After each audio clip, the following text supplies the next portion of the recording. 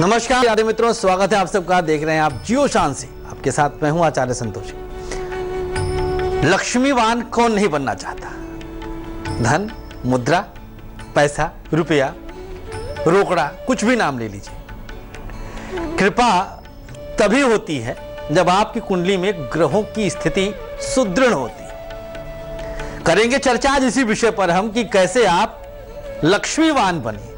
और एक दिन दो दिन की कहानी नहीं, पूरे वर्ष लक्ष्मी की कृपा आप पर रहे। हमने बताया था कि 7 जनवरी तक लगातार हम जो उपाय बताएंगे वो पूरे वर्ष भर के लिए रहेगा। 9 वर्ष स्पेशल आप देख रहे हैं।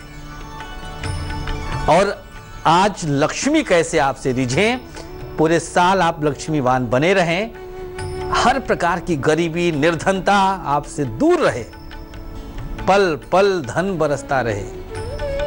कैसे होगा ये सब? जब आप भाग्यवान रहेंगे तो ही ये संभव है। आपके माता पिता कुछ ऐसा करके चले जाएं कि आपके पास रॉयल्टी इनकम आती रहे, उसके लिए क्या आवश्यकता? आपके शरीर की आवश्यकता नहीं, कुछ ऐसा नहीं है। बहुत अधिक शिक्षित होना भी धनवान बनने के लिए अनिवार्य नहीं है। बहुत अधिक रूपवान होना भी धनवान के लिए अनिवार्य नहीं है। बहुत अधिक गुणवान होना भी धनवान बनने के लिए अनिवार्य नहीं है।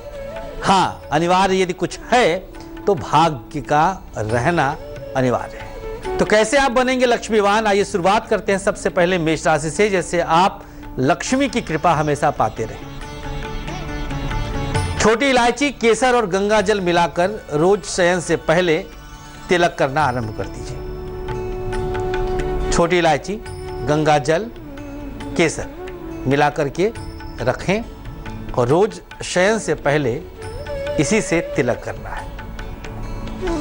तिलक करने के लिए आपको अपनी अनामिका अंगुली का प्रयोग करना है और मस्तक पर आप करके आरंभ करिए शयन करना। कुछ दिनों में ही आपको रिजल्ट इसका दिख जाएगा। आपके भाग्य की हर प्रकार की कमी, आपके भाग्य का हर प्रकार का दोष हर तरह से दूर हो जाएगा। हर प्रकार का दोष, जैसा भी दोष था, जिस वजह से आप अपने आप को निर्धनता की तरफ लेके जा रहे थे या मुकद्दर आपको निर्धनता की तरफ लेके जा रहा था। वृषभ राशि, कुछ देर में हम आपको उपाय भी बता रहे हैं हर राशि का, और साथ ही साथ कुंडली के द्वारा भी हम आपको प्रदर्शित करेंगे कि बताएंगे कि किस तरह से आप अपने जन्मांक का अवलोकन करके, देख करके अंदाजा लगा सकते हैं कि आपके जन्मांक में धन का कितना शुभ योग है। वृषभ राशि, आटा और शक्कर के साथ फूल का रस मिलाकर रख लीजिए। आटा, शक्कर और फूल का रस, किसी भी पुष्प का, सुगंधित पुष्प हो या ऐसे ही कोई भी फूल ले लीजिए। रखने के बाद अब ये आपके पास एक मटेरियल बन गया। हर रोज नहाकर इसी से तिलक लगाना शुरू करिए। सोच जब आपकी बदलेगी तब आप प्रयास करेंगे। कुंडली के ग्रह आपकी सोच पर पहला अटैक करते हैं। शुभता देना हो या अशुभता देना हो, आपकी सोच पर ही पहले अटैक होगा, उसके बाद आप उसी दिशा में कदम बढ़ाएंगे। अब शुरुआत करते हैं मिथुन राशि वालों के उपाय की। पूरे वर्ष धन की कृपा रहे, लक्ष्मी मां की अनुकंपा रहे, भाग्यशालिता आपके साथ जुड़ा रहे। उपाय क्या है? पीपल के पत्ते का रस जल में डालकर हर रोज स्नान करिए।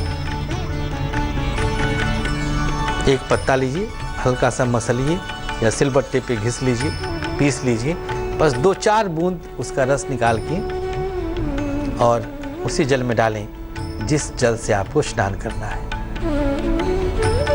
ज़्यादा दिन नहीं, मुश्किल से 1 सप्ताह की हम बात कर रहे हैं। इतने दिन ही होगा आपको उपाय करते हुए, ऐसा परिणाम दिखेगा कि जैसे भाग्य ही बदल गया। परिपेक्ष यहाँ पर धन है, बाकी मैटर्स पे हम हस्तक्षेप नहीं करवा रहे। पैसा आएगा, इसकी गारंटी हम ले रहे हैं, निश्चिंत हो जाइएगा। भाग्य को ही कन्वर्ट करना है। जो कमी है, जो दोष है, उसी को हम शांत करने का प्रयास कर रहे हैं। गोचर को हमने ध्यान में रखा है। दशा तो बदल जाएगी जैसी भी हो। अब हम बताते हैं कुंडली में धनवान बनने के लक्षण और योग। अगर आपकी कुंडली का भाग्य स्थान का स्वामी, हम यहीं से शुरू कर रहे हैं, भाग्य से ही, भाग्येश जिसे नवमेश कहते हैं, यदि भाग्य स्थान का स्वामी बहुत मजबूत स्थिति में है, मसलन केंद्र में है, उच्च का है, केंद्र में लग्नेश के साथ बैठा है या परम मित्रों से दृष्ट बैठा है, तो आपको बिना मेहनत के, बिना परिश्रम के आसानी से धन मिलता रहेगा। जो कमियां हैं, जो दोष हैं, जो दिक्कतें हैं, वो आने ही नहीं पाएंगी, जाने की तो बात ही छोड़ दीजिए। सभी दोष को समाप्त करेगा यह योग, हर प्रकार की शुभता देगा यह दोष।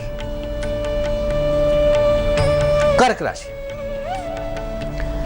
कर्क राशि वालों की कुंडली में जो भी स्थिति है, उपाय एक ऐसा रहेगा कि 2016 आपके लिए हर प्रकार से आर्थिक सुदृढ़ता का कारक बन जाएगा। तुलसी के पौधे के नीचे की मिट्टी लीजिए, केसर इसमें मिलाकर इसको जल में मिला लीजिए और फिर इसी जल से आपको स्नान करना शुरू कर देना है। बहुत आसान सा उपाय आपकी स्क्रीन पर नोट कर लीजिए। यदि आपकी राशि कर्क है तो इस उपाय को करके आप 2016 में लक्ष्मी मां को रिझा सकते हैं, उनको आकर्षित कर सकते हैं, उनकी कृपा को प्राप्त कर सकते हैं। सिंह राशि, कुशा ले लीजिएगा। आप किसी भी पूजन सामग्री की दुकान से कुशा बोलेंगे तो आपको समझ में आ जाएगा, दुकानदार दे देगा। एक विशेष प्रकार का घास होता है, उसको लाल धागे में बांधकर और गुरुवार के दिन दाहिने बाजू में यहाँ पर बांध लीजिएगा, किसी भी थर्सडे के दिन, गुरुवार के दिन। एक ही बार करना है। हाँ, इन केस फ्यूचर में कभी मान लीजिए महीना 2 महीना में खुल के गिर जाए तो फिर से थर्सडे का वेट करिएगा और थर्सडे को फिर से यही प्रोसीजर अपना दोहरा लीजिएगा, यही उपाय कर लीजिएगा। वहम ना लाइएगा कि अरे खुल के गिर गया अब तो हमारे लिए गरीबी का सबब बन जाएगा, कुछ भी कोई दिक्कत नहीं, वहम ना लाइएगा। एक सामान्य सी ये बात है कि गिर जाना, खुल जाना, इससे कोई फर्क नहीं पड़ता है कि अरे तो अभाग्य आ गया, दुर्भाग्य आ गया। लोग क्या करते हैं, पत्थर उत्थर पहनाते हैं कि अरे पत्थर टूट जाएगा तो अपने ऊपर उसने आपकी कोई विपत्ति ले ली। सिर्फ किंवदंतियां हैं, एक कपोल कल्पित कहानियां हैं, सिर्फ झूठ है। कुछ ऐसा नहीं होता कि पत्थर ने अपने ऊपर प्रभाव ले लिया है, टूट गया, ऐसा कुछ भी नहीं।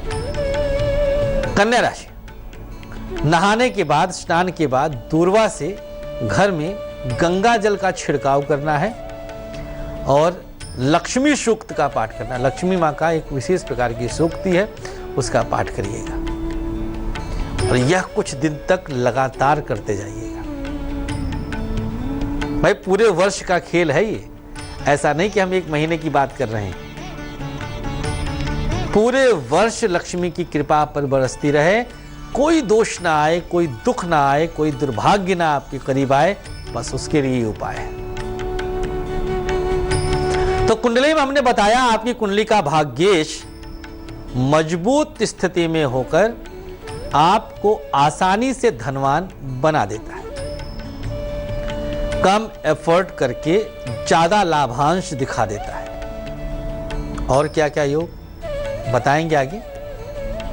तुला राशि की बात कर लेते हैं। पूरे वर्ष धनवान बनने के लिए तुला राशि वाले 11 तुलसी के पौधे पूर्णिमा के दिन सूर्यास्त के बाद किसी देवी मंदिर में लगा देना है। लगाना मतलब अपने हाथ से करना है, ना कि किसी को पैसा पकड़ा दिए, भैया जाओ वहाँ पे फला जगह हमारे नाम पर ये पेड़ लगा देना, ना, खुद करना है। यदि आपकी राशि तुला है तो यह उपाय करके आनंद लीजिएगा। पहले ही पूर्णिमा पर असर दिख जाएगा इसका, दूसरा पूर्णिमा तो पता नहीं क्या कुछ दे देगा, और तीसरे में तो बाप रे बाप। 2015 से 1000 टाइम्स बेटर आपका 2016 बनेगा। बस जुड़े रहिएगा जियो साथ से, निश्चिंत होकर के। हर दिन कुछ न कुछ नया मिलता रहेगा, नया मिलता रहेगा। तो अगला योग अब हम बताते हैं। आपकी कुंडली का द्वितीय भाव आपका बैंक बैलेंस है और एकादश भाव लाभ का योग बताता है। द्वितीय और एकादश का संबंध किसी भी तरह से कुंडली में केंद्र या त्रिकोण में हो। द्वितीय और एकादश का स्वामी अगर पंचम में बैठ जाए तो कल्पना से परे है कि धन कितना रहेगा। मतलब आपके पास इतना पैसा आएगा रोज का कि आप मशीनें लगाएंगे नोट गिनने वाली। आजमाए हुए ये योग हैं, ऐसा नहीं कि किताबी बात है, किताब में तो शायद मिले भी ना, क्योंकि हम जो बताते हैं वो हमारा निजी शोध होता है। द्वितीय और एकादश का स्वामी केंद्र या त्रिकोण में होकर के अप्रतिम धनवान का योग बना ही देता है। कुछ योगों पर और चर्चा करेंगे। वृश्चिक राशि, हर मंगलवार एवं अमावस्या को ईंट का दान मंदिर में करना है। महीने में एक दिन अमावस्या और महीने के 4 मंगलवार। ईंट की संख्या को हमने बांधा नहीं है, हर किसी की अपनी क्षमता होती है। 1 ईंट से लेकर 1 लाख ईंट तक जो आपकी श्रद्धा हो, भगवान ने आपको जिस भी लायक बनाया है उसका धन्यवाद करते हुए कि हे प्रभु, आपने हमें उस योग्य तो बनाया कि हम दान कर सकें। हमने कल भी बताया था कि दान देते नहीं, वस्तुतः हम अपने लिए कुछ बोते हैं जो हमें ही काटना है। शुभता, सद्भाव, सदाचार, सद्प्राप्ति, सब कुछ। एक योग और बताते हैं। कुंडली में आपके द्वितीय भाव का स्वामी मतलब धनेश पंचम भाव या पंचमी से संबंध बनाए, इंडिविजुअल अकेला ग्रह। इसके पहले हमने क्या बताया था? द्वितीयेश और एकादशेश मिलके। अब हम अकेले बता रहे हैं कि अकेला द्वितीयेश अगर पंचम भाव से संबंध बना लेता है या पंचमेश के साथ होता है, संभाले नहीं संभलता पैसा। कहीं पर भी इसका संबंध हमने शिक्षा से नहीं जोड़ा। कार्यक्रम के आरंभ में ही हमने कह दिया था कि पैसे का संबंध, धन का संबंध आपकी किसी भी खास वस्तु से फिक्स नहीं है कि इतना पढ़ लो तो पैसा आएगा ही, इतना सुंदर दिख जाओ तो पैसा आएगा ही, इतने सौष्ठववान हो जाओ तो पैसा आएगा ही। पैसे का संबंध अगर कहीं है तो सिर्फ आपके भाग्य से है। कितने ऐसे शिक्षित युवा बेरोजगार बैठे हैं और अंगूठा लगाने वाला व्यक्ति बड़ा पैसा कमा लेता है।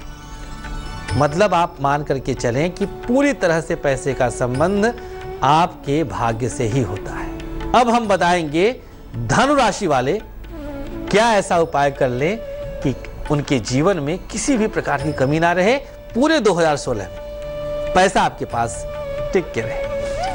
केले के पत्ते पर हल्दी से अपना गोत्र का नाम लिखना है और गणेश मंदिर में चतुर्थी तिथि को अर्पित कर देना है।